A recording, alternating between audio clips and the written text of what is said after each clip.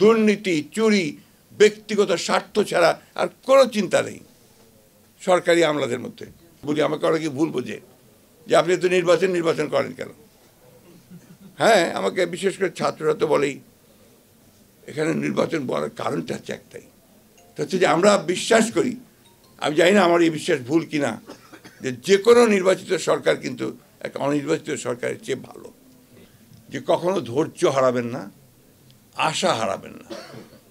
আমরা কেন জানি না, আমাদের প্রত্যাশা অনেক কিন্তু ধৈর্য একেবারেই কম। এই তো মাত্র কয়েকটা মাস হয়েছে, এর মধ্যে সব পাগল হয়ে গেছি আমরা। এবং দেখেন আমাদের এই সরকার অনেক ভুল ত্রুটি করছে, ভুল তো করবেই, তারা সরকারে ছিল না, রাজনীতি করেনি, রাজনীতির তারা অতটা জানেও না, বোঝেও না, তাই না? তো তাদেরকে তো সেই সময়টুকু সুযোগ দিতে হবে। প্রতিদিন আপনার এখন বার হচ্ছে আপনার মিছিল, দাবি দাওয়া সব বেড়ে গেছে। একদিন কোথায় ছিলে বাবা? তখন তো একটা কথা বলার সুযোগ, সাহসও কেউ পাও নাই, একটা কথা বলার সুযোগ কেউ পাও নাই, সাহসও পাও নাই। আর এখন যেহেতু একটা অবস্থা তৈরি হয়েছে, সবাই ঝাঁপিয়ে পড়ছে। এখন ওয়াজির হক সাহেব বলছিলেন যে ওনার পাশেই জাতীয় বিশ্ববিদ্যালয়, না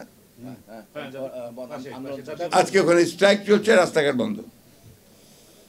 তো এটাতে লাভটা কার? এটাতে এই দেশের, এই সমাজের, এই মানুষের কোনো লাভ হবে না। ধৈর্য ধরে যাই, সামনের দিকে যাই। অনেক ত্রুটি আছে, আমি বিশ্বাস করব। তো অনেক ত্রুটি তো তারা নিয়ে এসছে, একটা জঞ্জালের মধ্যে এসছে, একেবারে ধ্বংসপ্রাপ্ত জঞ্জাল। চিন্তা, আমার ধারণা ছিল যে এটা এত খারাপ হয়ে গেছে। এই আপনার পরিবর্তনের পরে যখন আমরা দু একটা জায়গায় খোঁজখবর নেই, অফিস আদালতে খোঁজখবর নেই, ভয়াবহ কাণ্ড, ভয়াবহ দুর্নীতি, চুরি, ব্যক্তিগত স্বার্থ ছাড়া আর কোনো চিন্তা নেই সরকারি আমলাদের মধ্যে। বলতে আমি বাধ্য হলাম, দুঃখিত। জেনেক্সে শিফট করো, লাইফকে লিফট করো। তো এই অবস্থার পরিবর্তন তো আপনার এত দ্রুত হবে না, একদিনে হবে না। ধৈর্য ধরেন, স্ট্রাকচার আমরা খাড়া করি, গণতান্ত্রিক একটা স্ট্রাকচার খাড়া হোক। সেই স্ট্রাকচার খাড়া হলে নিশ্চয়ই আমরা আপনার সামনের দিকে এগিয়ে যেতে পারবো। তো একটা কথা আবার আমি বলি, আমাকে অনেকে ভুল বোঝে যে আপনি তো নির্বাচন করেন কেন। হ্যাঁ, আমাকে বিশেষ করে ছাত্ররা তো বলেই এখানে নির্বাচন বলার কারণটা হচ্ছে একটাই, হচ্ছে যে আমরা বিশ্বাস করি, আমি জানি না আমার এই বিশ্বাস ভুল কিনা, যে কোনো নির্বাচিত সরকার কিন্তু একটা অনির্বাচিত সরকারের চেয়ে ভালো। আমার এক্সেস থাকে, আমি যেতে পারি, কথা বলতে পারি, এমন কিন্তু আমার সেই জায়গাটা নেই। জিয়াউর রহমানের কৃতিত্বটা ছিল কোন জায়গায়? জিয়াউর রহমানের কৃতিত্ব ছিল ওই জায়গায় যে তিনি একটা একদলীয় শাসন ব্যবস্থা, একেবারে বদ্ধ একটা রাজনীতি এবং বদ্ধ একটা অর্থনীতি, সেখান থেকে তিনি বের করে নিয়ে এসেছিলেন।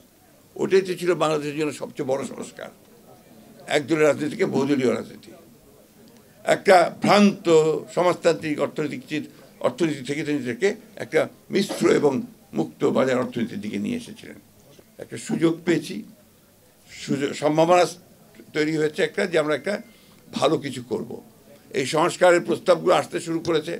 আমার বিশ্বাস যে আমাদের প্রধান উপদেষ্টা তিনি খুব শীঘ্রই এই বিষয়গুলো ডাকবেন, একটা সমাধানের দিকে আসবেন, আলোচনা হবে, ঐক্যমতের ভিত্তিতে আমরা একটা জায়গায় গিয়ে পৌঁছাবো। নির্বাচনটার কথা এই জন্যই তাড়াতাড়ি বলি যে নির্বাচনটা হলে এই সমস্যাগুলো চলে যাবে। এখানে আপনার একটা নির্বাচিত সরকার, সে একটা পিপলস ম্যান্ডেট নিয়ে বসবে।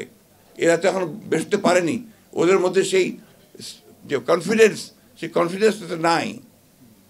তো এই জন্যই আর পিপলের ভাষাটা তো বুঝতে হবে, সেটা আপনার একটা নির্বাচিত সরকারি সবচেয়ে ভালো বুঝবে বলে আমরা বিশ্বাস করি। এই জন্য আমরা এখনই করে ফেলতে হবে তা তো বলছি না, ন্যূনতম যে সংস্কারটা প্রয়োজন সেটা করে নিয়ে নির্বাচিত করলে সমস্যাটা অনেকটা সমাধান হবে।